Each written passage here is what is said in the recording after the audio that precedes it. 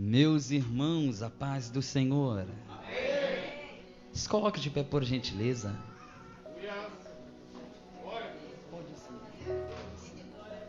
Se coloque de pé, por gentileza, tá? E você vai entender o porquê, tá? Pegue sua Bíblia comigo, abra no livro do Êxodo. Uau! Capítulo 3, versículo 2. Êxodo, capítulo 3, versículo 2. Enquanto você procura o texto sagrado, eu quero, desde já aqui, agradecer primeiramente a Deus por essa oportunidade. Eu trago aqui a paz do meu pastor Carlos Augusto, né? Quero aqui agradecer. Isso, tá bom, obrigado, viu? Quero aqui agradecer ao obreiro bonitão dessa casa, presbítero Heitor. Acho que vai ficar mais bonitão se colocar um topete. Eu tirei o meu, mas eu vou deixar crescer. Ele precisa colocar um também. Obrigado, viu, pelo carinho, tá? Por lembrar de mim. Ao meu amigo Rodrigo, acho que ele saiu, né? Ele saiu, mas eu agradeço ele, agradeço a sua esposa também. Obrigado, viu? Tá? Os obreiros que aqui se encontram, Deus abençoe a todos. Meu sobrinho veio comigo hoje, olha lá, Tiago, faz assim, Tiago. Uau! Ele veio, obrigado, viu? Êxodo capítulo 3, verso 2, quem achou o texto diz amém. Amém. Eu confesso que essa mensagem está ardendo ao meu peito desde hoje à tarde. Quando eu cheguei aqui, o profeta leu ali, eu falei, então é essa mesmo. E Deus vai falar com você. Capítulo 3, versículo 2, quem achou o texto diz amém. O texto diz assim: E o anjo do Senhor lhe apareceu em uma chama de fogo no meio de uma sarça, e eis que ele olhou que a sarça queimava com fogo, e a sarça não era consumida, e você diz amém.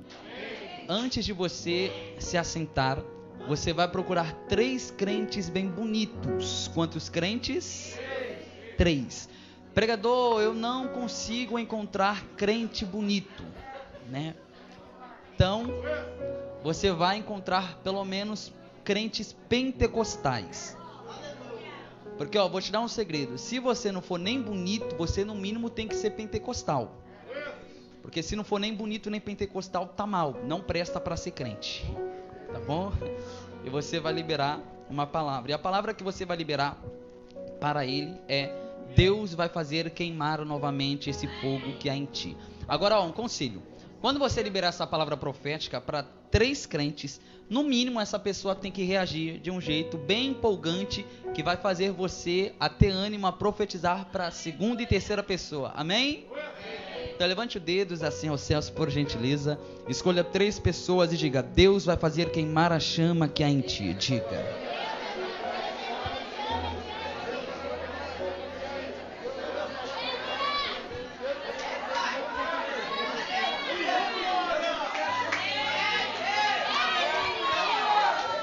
Uau! Só quem vai fazer a chama queimar libera o maior glória. Se assente.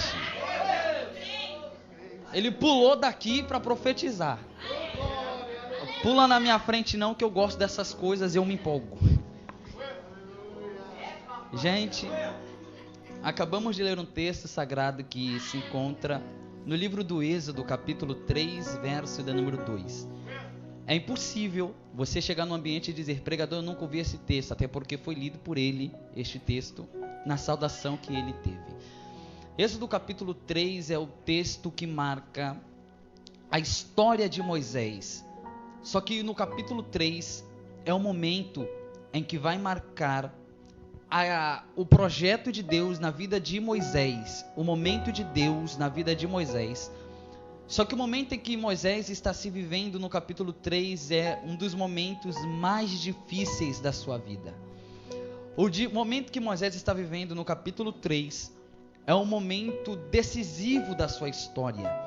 Porque no capítulo 3, verso 2, Quando Deus decide se comunicar com Moisés, Deus se comunica com Moisés, e Moisés ele se torna um fugitivo. Moisés ele se torna um abandonado. E não porque ele quis ser um fugitivo, mas porque as atitudes que ele tomou tornou ele fugitivo. Você conhece a história, você sabe que no capítulo 2, Moisés, ele fere um egípcio. O texto diz que em um momento em que Moisés está a passear pelo Egito, o texto diz que Moisés ele vê um egípcio ferindo, maltratando um hebreu. E automaticamente Moisés, olhando esta visão, Moisés ele perde o controle de si. Moisés ele leva para o lado pessoal. Porque primeiro, o egípcio não está ferindo somente um homem qualquer. Segundo, o egípcio está ferindo um hebreu. Terceiro, Moisés ele é hebreu de origem. Só que quando ele fere o egípcio, Moisés não está ferindo também somente qualquer egípcio ou qualquer pessoa normal. Porque você que conhece a Bíblia e a história, sabe que Moisés ele foi criado no Egito. Moisés foi crescido no Egito. Moisés foi investido no Egito. No Egito, Moisés ele tinha tudo do bom e do melhor. No Egito, Moisés ele teve um preparamento de príncipe. No Egito, Moisés ele teve amizades fortes, no qual ele poderia contar na época. No Egito, Moisés ele tinha tudo que uma pessoa da época queria ter para a sua vida. Os egípcios então investem em Moisés, dá o treinamento de um príncipe, dá o treinamento de todas as ciências para Moisés. E quando Moisés ele fere o egípcio, Moisés é a mesma coisa que ele está se rebelando contra os egípcios.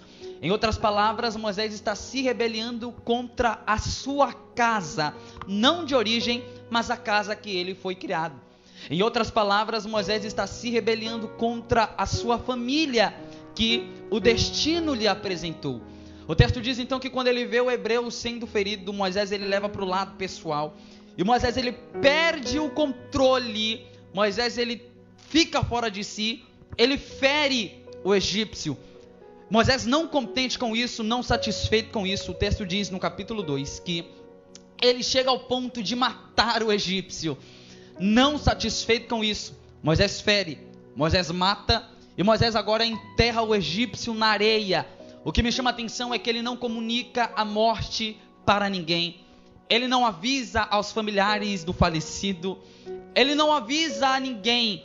Ele mata, enterra, mata e esconde o erro que ele cometeu.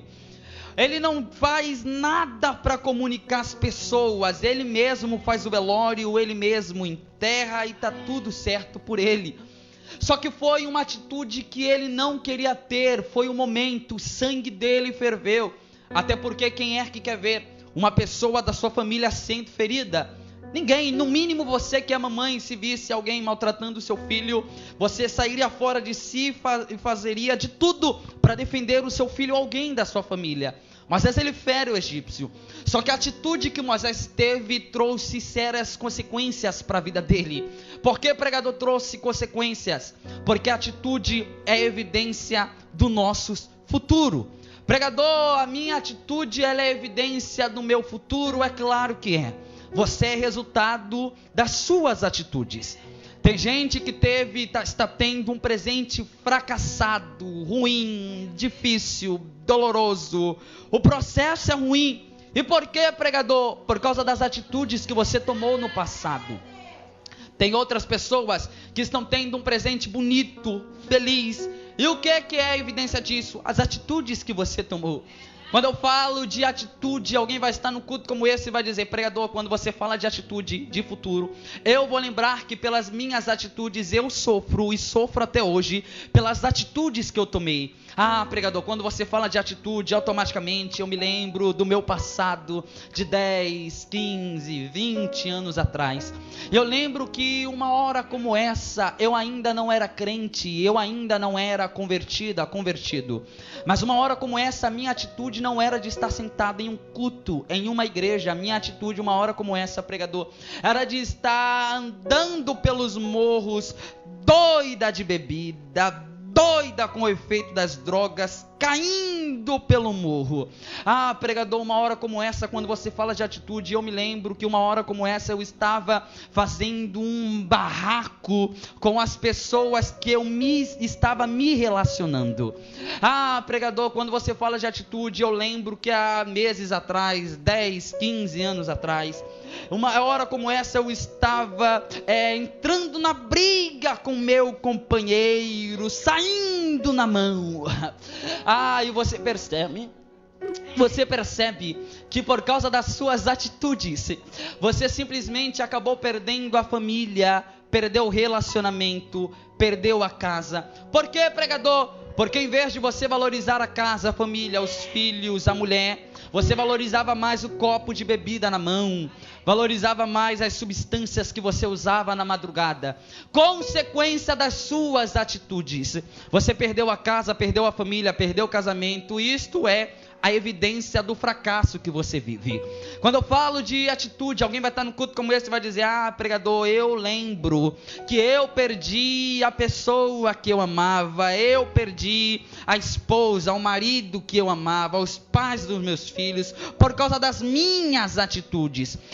Pregador, eu achava que era dona da razão, eu achava que sempre estava certa, eu nunca baixava minha guarda para nada, e as suas atitudes fizeram você perder uma coisa que você mais amava. Outras pessoas vão dizer: pregador, quando você fala de atitude, automaticamente eu vou me lembrar da comunhão que eu perdi, da intimidade que eu perdi, e eu perdi pelas atitudes que eu tomava. Pregador, em vez de me valorizar os momentos de oração na minha igreja, valorizar os conselhos do meu pastor, eu valorizava os filmes e deixava a oração de lado. Eu valorizava vale a pena ver de novo e deixava o círculo de oração de lado. Consequência das suas atitudes fizeram você perder algumas coisas da vida, e isto foi levando a algumas comunhões que você tinha com o Pai. Quando você fala de atitude, você fala automaticamente de futuro. Mas quando eu falo somente de atitude, eu não falo só de fracasso, porque nem toda atitude evidencia um fracasso. Tem atitudes que evidenciam futuros bons. Quando eu falo de atitude, alguém vai estar dizendo: pregador, quando você fala de atitude, eu lembro do casamento que eu tenho, da família que eu tenho, dos filhos que eu tenho, e eu lembro que isso foi gerado por uma atitude. Pregador, hoje é casamento, mas há anos atrás eram somente atitudes. Eu conhecia ela, conhecia ele, e eu simplesmente nem namorava, mas eu já cantava e orava a ela. Isso foi a sua atitude. E você pegava o celular, conversava horas na madrugada. Isso foram atitudes suas. E a atitude sua foi sendo impulsionada, que as suas atitudes geraram um namoro. E das atitudes de namoro geraram um noivado. E das atitudes de noivado geraram um casamento. E das atitudes do casamento geraram filhos e família. Isto é fruto de suas atitudes. Quando a gente fala de atitude, a gente fala de um futuro. Ponto. Este é o caminho. Moisés, ele tomou uma atitude que ele não queria por si, só que a atitude dele fez ele perder o ambiente que ele tinha em investimento. A atitude que ele fez ele perder as pessoas que ele tinha um relacionamento. Moisés, ele mata por causa de uma atitude. Ele foge para o deserto.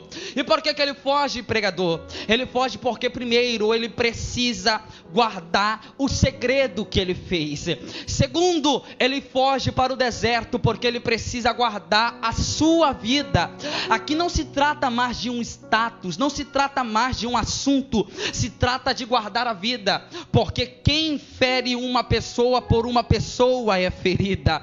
Moisés, ele fere a pessoa, foge. O pensamento de Moisés é esse: eu preciso fugir, porque senão alguém me encontra e me mata. Eu preciso fugir, senão os egípcios me encontram e me ferem também. O texto diz então que ele foge deixando um passado para trás e coisas que ele gostava. Ele foge deixando ouro, ele foge deixando palácio, ele foge deixando as amizades que ele tinha no Egito. E entre nós não é fácil abandonar, lugar, ninguém quer abrir mão de nada, ninguém quer perder. Quem é que vem num culto como eu dizendo: pregador, obrigado porque eu perdi a casa, obrigado porque eu perdi o casamento, obrigado porque eu perdi o emprego, obrigado porque eu perdi. Ninguém gosta de perder. Moisés está perdendo. O processo da vida de Moisés é um processo de percas. O texto diz então que o momento mais difícil da vida de Moisés, ele chega ao Monte Horebe, e quando ele chega no Monte Horebe, Deus dá uma visão. É bem claro no capítulo 3, Deus dá uma visão.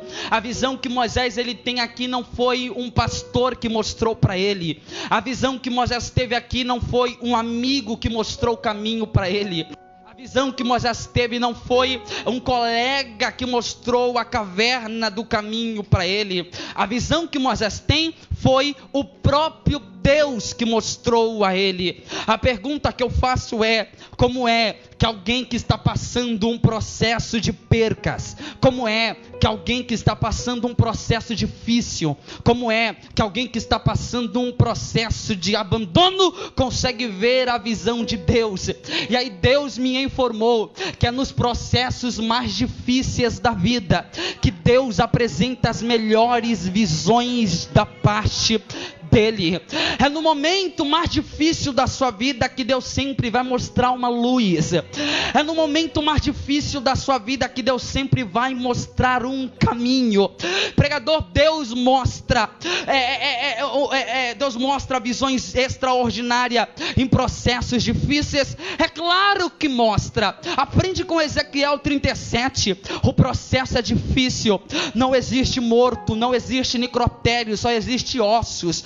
A coisa está feia. Só que quando Deus no capítulo 37 decide dar uma visão para Ezequiel, e o texto diz no capítulo 37 versículo de número 1, que a mão do Senhor tirou Ezequiel da onde ele estava em espírito e levou para o meio do vale com um propósito. Qual, pregador? Dar restauração. O que me chama a atenção é que é no processo difícil que Deus dá as visões mais bonitas. Aprende com Jeremias capítulo 18. É no processo que a nação de Israel está pecando e perdendo a comunhão, que Deus se levanta para Jeremias e diz: Jeremias, levanta-te e desce a casa do oleiro. O texto diz que quando Jeremias está passando o processo difícil da nação, no capítulo de número 18, o texto diz que Deus, no versículo de número 3, mostra para Jeremias a casa do oleiro. Só que tem um detalhe. Qual é o detalhe? Que quando Jeremias vê a casa do oleiro, Deus, ou seja, o oleiro estava trabalhando sobre as rodas. O que me chama muito a atenção aqui, gente, é que Deus deu a visão para Jeremias no momento mais processoso da nação de Israel. Pregador, me explica isso aqui. É que Deus chegou para te dizer: fica tranquilo, no período do processo mais difícil da tua vida, é o período que a visão extraordinária vai se apresentar na sua vida, e só vai dar glória a quem recebe e ouve esta palavra. É o momento difícil da vida de Moisés. E quando Moisés ele tem uma visão, a parte, capítulo 3, parte B do versículo 2, o texto diz que Moisés ele tem uma visão, e a visão que Moisés tem é de um arbusto seco, uma árvore. O texto diz que este arbusto seco, a sarça, ela pega fogo, só que a parte B diz que a sarça não é consumida pelo fogo que ela se tem. O texto diz que a sarça pega fogo, mas ela não é morta por aquilo que ela se tem. O texto diz que o fogo é iniciado, mas não é terminado pelo fogo que se iniciou. Pregador, me explica isso aqui, e só vai dar glória a quem tiver ligado comigo que eu começo a pregar agora. Por que, pregador? Eu já vi pregador dizendo que Moisés ele foi cativado pelo fogo que ele viu na sarça. Biblicamente falando, isto não é verdade.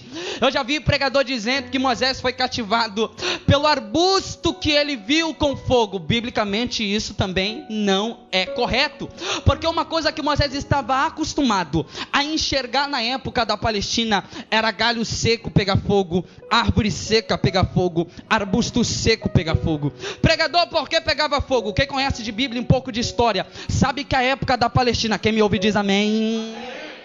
Sabe que na época da Palestina o sol ele era tão quente, mas tão caloroso, mas tão quente, que todo o galho seco jogado na terra do deserto, pelo calor do sol, o galho seco, o arbusto seco, a árvore seca, pelo calor do sol, ele soltava uma secreção, uma espécie de óleo, e este óleo, esta secreção, fazia pelo calor do sol, o conteúdo sobre o graveto da árvore ou do arbusto seco, entrava em combustão, e isso fazia o galho, a árvore ou arbusto pegar fogo. Só que o que me chama a atenção é que as árvores que Moisés via no deserto, os arbustos que Moisés via no deserto, ou os galhos que Moisés via no deserto, era diferente desta que ele viu no monte da parte de Deus. E por que era diferente, pregador? Era mais ou menos assim: Moisés ele andava no deserto, o galho pegava fogo. Moisés andava no deserto, o graveto pegava fogo. Moisés andava no deserto, o arbusto pegava fogo.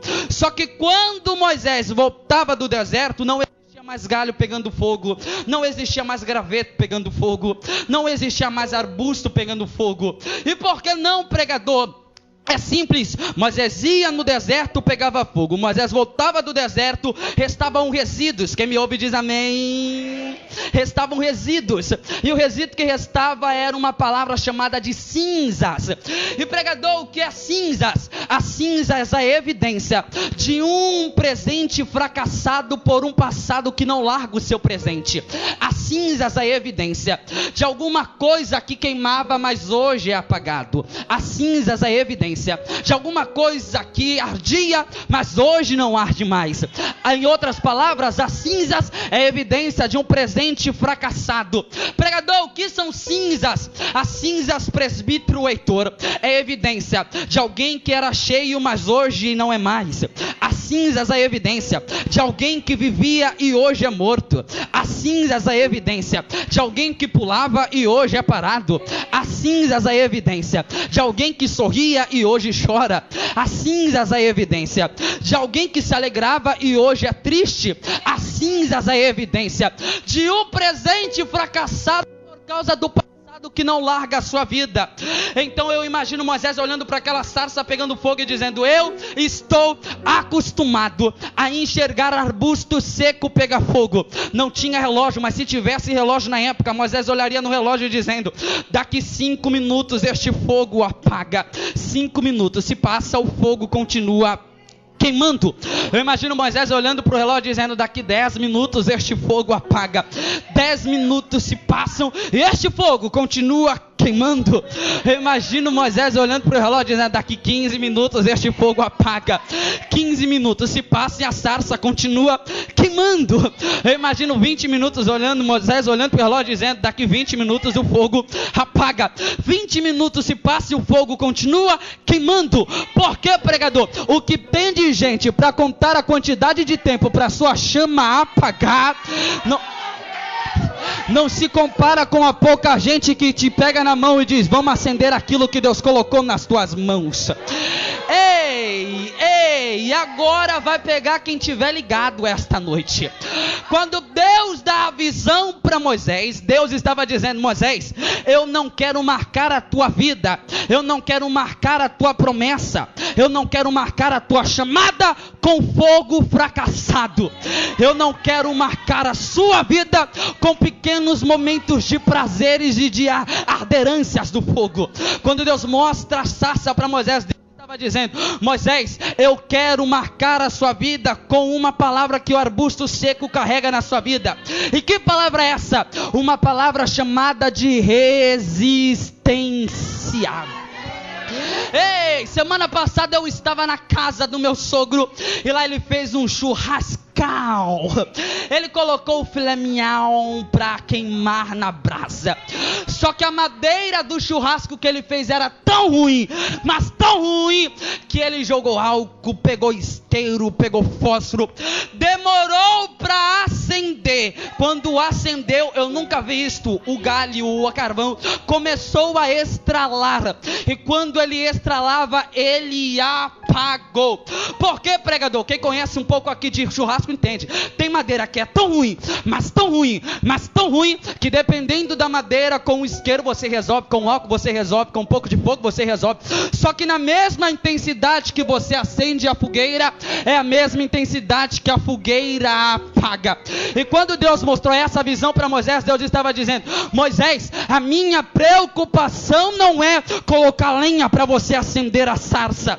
A minha preocupação é manter o fogo da sarça aceso. Por que, pregador? Dificuldade nunca foi colocar fogo na sarça. Dificuldade nunca foi acender a fogueira. Dificuldade nunca foi pedir fogo para Deus. A dificuldade é você acender, mas deixar mantido do lado de fora. E esse é o problema das pessoas. Tem a facilidade para acender, mas não tem a facilidade para permanecer acesa do lado de fora. Só vai dar glória quem é pentecostal e quem vai receber essa palavra com muita alegria. Qual é o problema das pessoas, pregador? O problema das pessoas na igreja é, aqui não tem, mas o problema das pessoas na igreja é esse: ele vem e acende o fogo no altar. Ele canta Isadora Pompeio, ele canta Damares, ele canta Cassiane, canta melhor que a cantora, e o melisma dela nem se pode falar.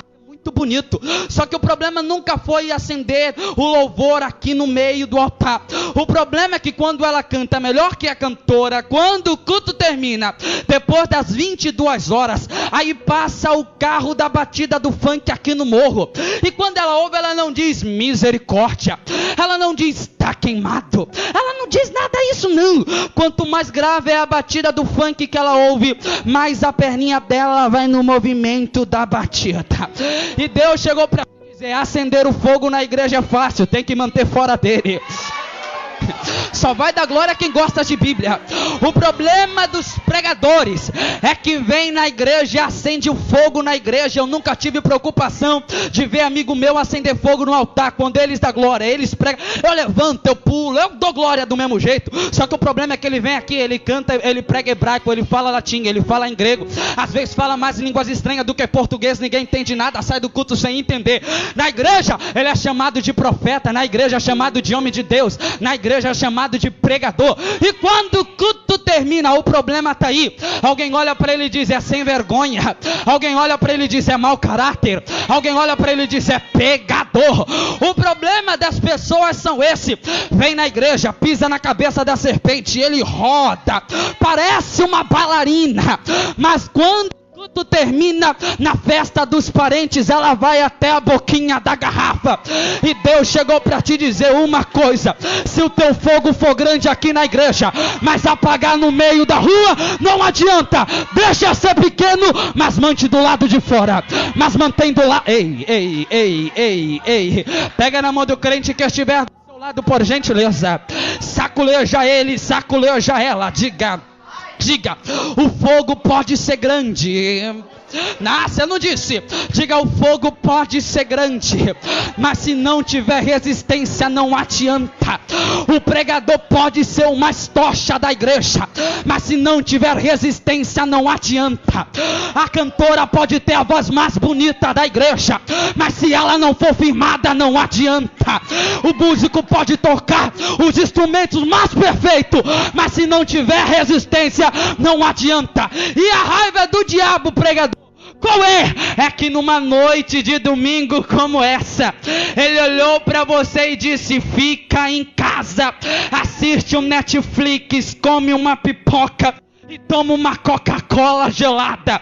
Aí ele olhou para você e disse: a tua chama é bem pequena, olha o jeito que tu tá. Aí deu 19h30, você vestiu o terno, colocou o vestido, vestiu a Melissa, colocou o sapato, e você entendeu: eu preciso ir para aquele culto de domingo, porque o meu fogo não vai começar na igreja, a minha chama ainda pequena começou dentro de casa, dentro de casa, dentro de casa, dentro de casa, dentro de casa, dentro de casa. É por isso que eu não sou emocionalista. Quando eu vejo alguém tacando fogo e na intensidade do fogo grande, Deus chegou para te dizer: vai com fogo pequenininho mesmo, mas mante aquilo que você acendeu. A raiva do diabo é que você não canta bem, você não prega bem, você não fala bonito, mas toda vez que ele olha para você, você está aceso na segunda, aceso na terça, aceso na quarta,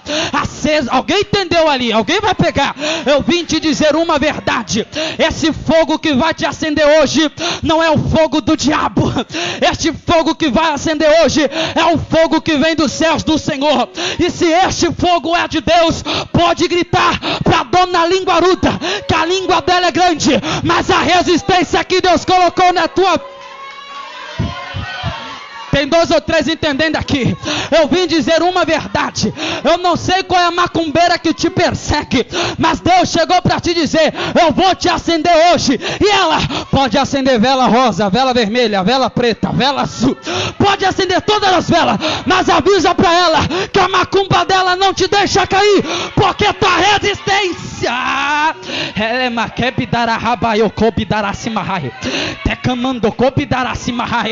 crente que é firmado na resistência não sai da igreja por causa de fofoca. Crente que é marcado por resistência não sai da igreja por falta de oportunidade. Crente que... Alguém entendeu? Crente que é marcado por resistência não sai da igreja por causa de porta fechada. Crente que é marcado por resistência é igual eu, é igual você. O diabo diz: a porta está fechada. Aí você diz: eu tenho um Deus que cria porta onde não existe parede. Se Deus abrir, ele é Deus. Se Deus não abrir, continua sendo... Ei, levante os dedos aos céus, por gentileza. Diga: essa noite não é a noite que você desvia. Essa noite não é a noite que você sai dos projetos de Deus. Essa é a noite que Deus pega na tua mão e diz: continua mais um pouco, anda mais um pouco, a chama ainda está queimando. Deixa eu ver, 1 minuto adorando. Deixa eu ver quem acende, quem acende, quem acende, quem acende, quem acende, quem acende. Tem gente acendendo lá atrás, tem gente acendendo aqui na frente. Eu vim dizer uma verdade para a tua vida, e a maior raiva do diabo é essa: que Salmos 91 está entronizado na tua vida. E o que é que diz? Pode ter 1000 demônios tentando apagar o fogo que Deus acendeu do teu lado, 10.000 outros demônios tentando apagar o fogo que Deus acendeu na tua vida, mas para surpresa dele, avisa para ele que Deus chegou no meio dizendo: estou acendendo de novo. Estou acendendo de novo, estou acendendo de novo. Eu vim liberar uma palavra, e a palavra é essa: a chama arderá continuamente sobre o altar.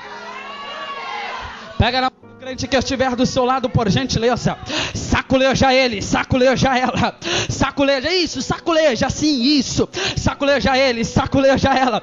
Diga: vamos acender de novo essa chama. Diga: vamos acender de novo essa chama. Eu estou pregando para você que pregava e hoje não prega mais. Eu estou pregando para você que sonhava e hoje não sonha mais. Eu estou pregando para você que sorri e hoje não sorri mais. Eu estou pregando para você que projetava antes e hoje não projeta mais. Deus chegou para te dizer: volta a sorrir, mulher, volta a sonhar, volta a acender a chama. Deixa eu ver quem vai acender aqui.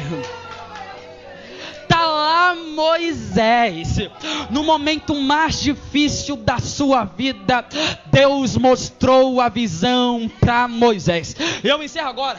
Por que, pregador? Porque isso que é o bonito. A chama que Deus mostrou para Moisés não foi a chama de deserto. Qual é a diferença de sarça de deserto e sarça de monte? Sarça de deserto, eu já disse, acende rápido e apaga rápido. E a sarça de monte até demora para acender, até demora para dar glória, até demora para sentir a presença, demora para sentir o arrepio, mas quando sente, quando dá glória. Tem alguém entendendo aqui?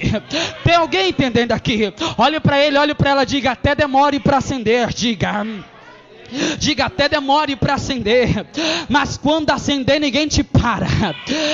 Quando acender não tem calúnia, mas quando acender não tem porta fechada, mas quando acender não tem panela nas redes sociais, mas quando acender não tem pão na linguaruta. Quando acender, alguém vai ter que dizer: sai da frente dessa mulher, sai da frente dessa irmã, sai da frente dessa igreja, ela vem acesa pela glória de Deus. No momento mais difícil da vida de Moisés, foi o momento em que ele viu a visão de Deus. A visão de Deus. Pode melhorar. A visão de Deus. Uau! A visão de Deus. Por quê, pregador? É no momento do processo difícil que Deus, ele sempre vai mudar toda a sua visão e honrar a sua promessa. Pregador, Deus muda a visão no processo difícil e só vai dar glória a quem estiver ligado aqui, que eu já vou encerrar. É claro que Deus muda. Alguém olhava para Davi e diz: Davi é tocador de roça, Davi é um mineiro que não presta para nada, é um pastorzinho de ovelha. 40 anos depois alguém teve que dizer: esse daí é o maior rei de Israel. Alguém olhava para José e dizia: esse daí é aquele que cai na cisterna. O jovenzinho esquecido, alguém teve que olhar para ele e dizer: esse é o primeiro governador do Egito. Alguém teve que olhar para Moisés e dizer: Moisés matou o egípcio, mas foi o maior libertador de Israel. Vai pegar quem está ligado. Alguém olhou para Davi e disse: esse é o sem vergonha, este é o adúltero, mas teve que dizer: Deus honrou a sua casa. Maraqué, pega na mão do crente que estiver do seu lado, que eu sinto uma informação do Espírito Santo. Diga: esse momento de vergonha vai se tornar um momento de glória. Esse processo de choro vai se tornar o processo de milagre. Esse processo de dor vai se tornar um processo de avivamento. Quem disse que os jovens daqui dessa cidade de Santos vão morrer no crack? Quem disse que os jovens vão morrer na bebida? Quem disse que os jovens daqui estão perdidos? Ainda no processo, Deus levanta profeta. Pega na mão do crente que estiver do seu lado, diga: Deus vai avivar o teu processo. Diga: Deus vai avivar o teu processo. Pega na mão desse crente e coloca ele de pé, por gentileza. Coloque ele de pé. Coloque ele de pé. Coloque ele de pé. O segredo não está em acender, porque acender Deus mesmo se carrega. O segredo está em manter. É por isso que diz Levítico capítulo 6, versículo de número 13. O texto diz: e a chama arderá continuamente. Somente nos cultos de domingo? Somente quando eu estou com o microfone na mão? Porque tem gente que só arde a chama quando está com isso. Vamos deixar para lá, senão o Rodrigo não me traz mais. A chama arderá continuar. Isso é a raiva do diabo. Ele olha para tu e diz: não sei porque não desviou ainda. Não sei porque não saiu da igreja, não pediu divórcio ainda. É porque você entendeu que a vitória, ela não vem no começo. A vitória vem quando termina. E para terminar tem que continuar. Então pega na mão desse crente que estiver do seu lado. Eu só vou fazer uma oração. O meu único propósito dessa oração vai ser: Deus, acende essa chama pequenininha, bem pequenininha, na vida do meu irmão. Talvez a tua chama está quase apagando. Que para você dar um glória tão apagado. Glória a Deus.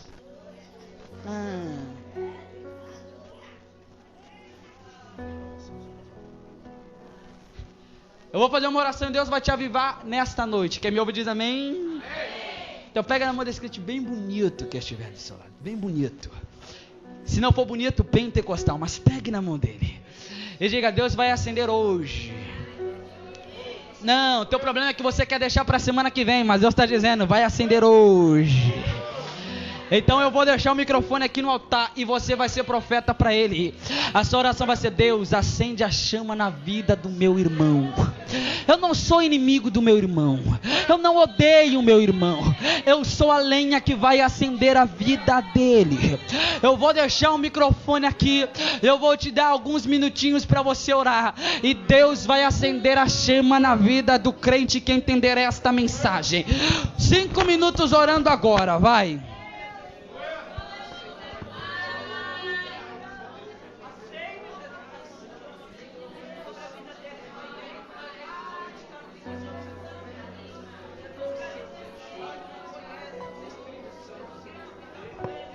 Ora, ora, ora, ora, ora, ora, ora. Era kamande kobidara kamanara shimahai. Tere kalamban kolobidara remina klobia sebidara highway.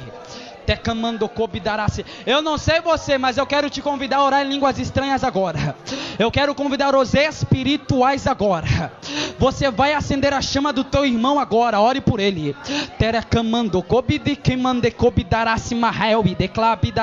Eu vejo gente chorando aqui. Isso prova que Deus está acendendo. Cadê os crentes espirituais para vir comigo nesse mover? Ei, vai orando.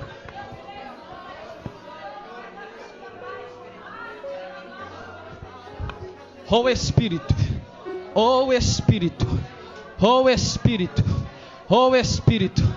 Pegue na mão desse crente, levante a mão dele aos céus de olho fechado e de boca aberta. Olha Deus renovando o crente lá atrás, ó. Olha Deus, tem gente chorando ali, ó. Tem gente chorando ali, ó.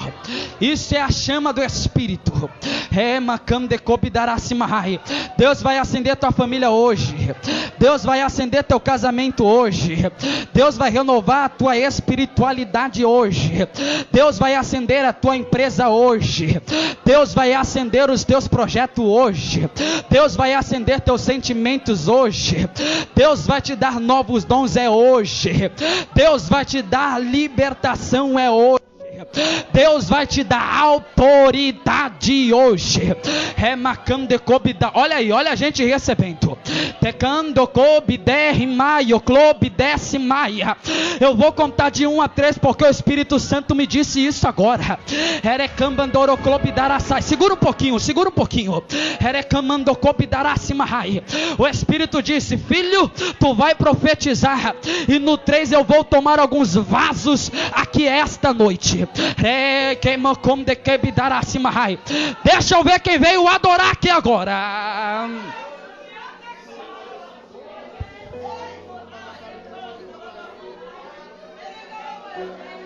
Eu conto 1, o Espírito de Deus te toca agora. Eu conto 1, o Espírito de Deus te toca agora. Eu conto 1, o Espírito de Deus te renova agora. Eu conto 1 e o Espírito de Deus te liberta agora. Eu conto 1 e o Espírito de Deus envolve a sua presença contigo agora. Olha aí, tem gente sentindo esse negócio aqui. Eu conto 2 e 1 e Deus te toma. Eu conto 2 e... Olha Deus tomando os vasos lá atrás chorando, ó. Eu conto 2:30, Deus te toma. Eu conto 2:40, a graça de Deus está descendo. Eu conto 2:50, tem gente sendo transformada agora. Eu conto 2:60, 2:70, 2:80, 2:90. Deus chegou para te dizer: se tu quer receber essa oportunidade, recebe a chama de Deus agora, agora, agora, agora, agora, agora. Agora, seja cheio agora, seja cheio agora, seja cheio agora, seja cheio agora. Qual é o nome deste jovem? Vem aqui na frente, por gentileza. Feche os olhos e continue adorando, por gentileza. É Kelvia, sobe aqui no altar, querido. Terecamando cobidaracimahai. Veste este terno para mim, por gentileza. Rucomonde quebidacima clóvia. Eu sinto o Espírito de Deus e você está boiando aí.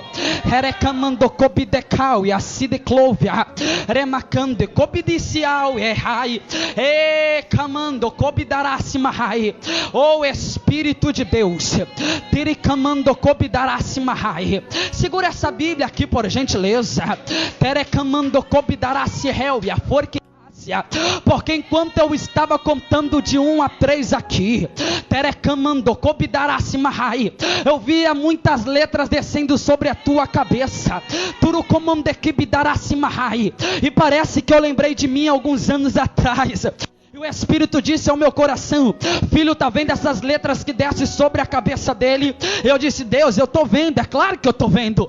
O Espírito Santo me informou dizendo: essas são as letras que está descendo sobre a cabeça dele hoje, e eu estou dando sabedoria para ele. Tecamando cobidará-se. Aponte a mão para ele, por gentileza, que você é o profeta da noite. Tecando cobidece marahau e rebiclóvia. E por que você pediu para eu vestir o terno, pregador? Porque o Espírito Santo disse para mim e disse: filho, avisa para ele que estou eu agora preparando novas roupas para ele, e ele só vai andar deste jeito.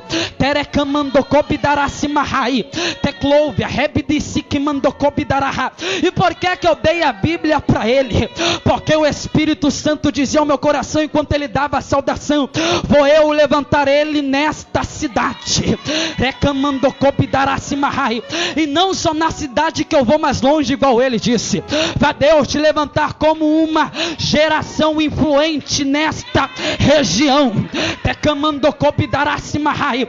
Assim te diz o Senhor: guarda bem a face deste jovem, porque estou eu selando hoje uma nova unção na vida dele, e algo dele vai sair para impactar vidas. E você aponte a mão para ele e diga: a graça de Deus desce sobre sua vida 3 vezes. 1, 2, 3. A graça de Deus desce sobre ele. 1, 2, 3. A graça de Deus desce sobre ele. Assim te diz o Senhor: grava este dia, porque eu selo uma promessa na tua vida. É hoje, é hoje, é hoje. Vai louvar, prepara o louvor.